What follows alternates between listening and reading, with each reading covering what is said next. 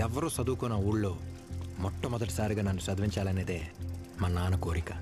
మా నాన్న ప్రయత్నాన్ని చూసి ఊరంతా నవ్వారు. నమస్కారం అయ్యా. గోడపల్లంక నుంచి వచ్చామండి.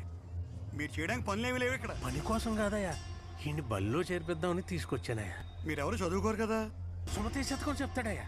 సుమతి శతకమే చెప్తాడు. ఏంటి చెప్తాడయ్యా. పద చెప్పు.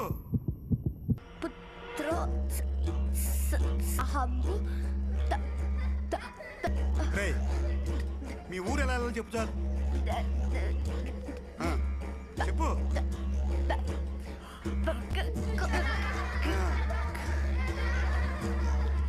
చెప్తాడయ్యా.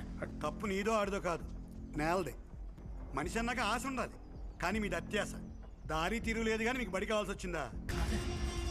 దారి తప్పిపోయొచ్చామని చెప్పి తీసుకెళ్ళిపో. పోండే. ఎందుకు చెప్పలేదు? ఎందుకు చెప్పలేదు? ఒక్కడ పంపడతాం అనుకున్నా.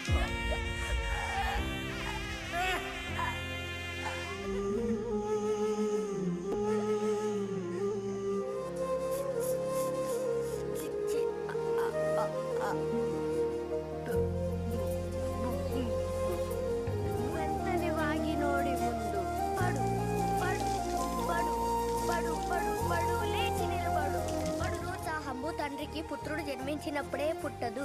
పుత్రోత్సాహంబు నాడు పొందుర సుమతి.